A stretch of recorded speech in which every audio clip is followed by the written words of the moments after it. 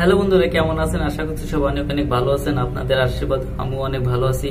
আজকে ফেসবুক নিয়ে ছোট্ট একটা ইম্পর্টেন্ট কথা বলবো। এটা অবশ্যই সবাই স্কিপ না করে, নতুন যারা আছেন তাদের জন্য কিন্তু এটা খুবই খুবই ইম্পর্টেন্ট।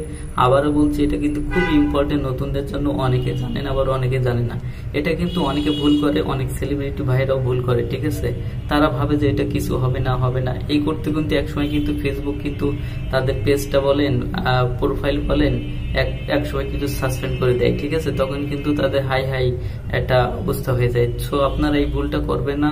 সো কি করলে আপনারা এই ভুলটা করবেন না এবং এটার থেকে আপনারা কিভাবে সবসময় সেফটি থাকবেন সেই বিষয় নিয়ে একটু আলোচনা করব।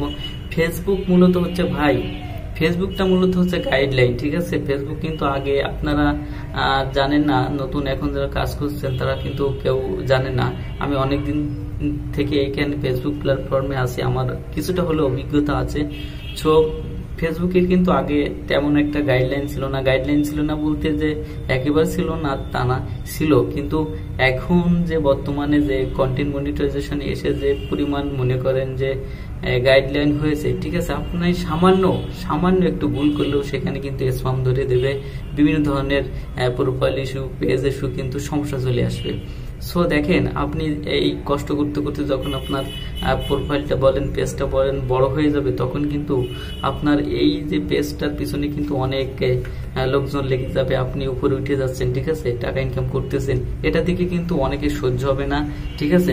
সো এই ক্ষেত্রে আপনি আপনার এই পেজটাকে কিভাবে সেফটি রাখবেন হ্যাকারদের হাত থেকে, এটা মূলত কিন্তু আমার আর আপনার মতো লোকজনই করে, ঠিক আছে?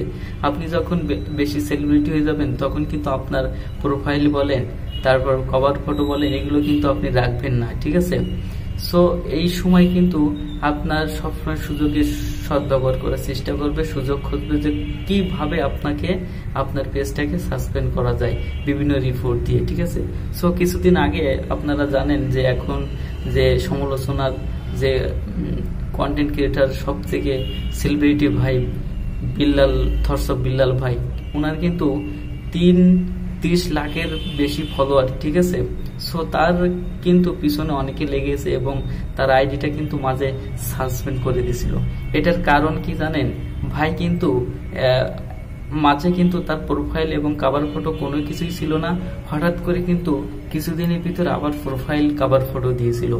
এটার কারণে কিন্তু মূলত ভাইয়ের সব থেকে ভুল হয়েছিল। এটার কারণে ভাই হঠাৎ করে যখন কভার ফটো প্রোফাইল দিল, তখন কিন্তু ভাইয়ের পিছনে যারা লেগেছিল, ঠিক আছে, তারা কিন্তু সদ্ব্যবহার করেছে।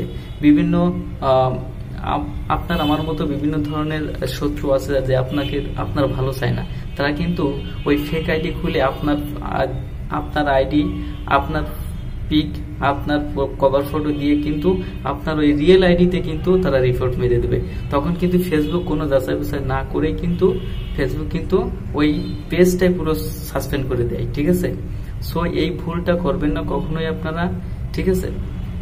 এই ভুলটা করলে কিন্তু আপনাদের পেজ এবং প্রোফাইল চিরদিনের মতো হারাই যেতে পারে।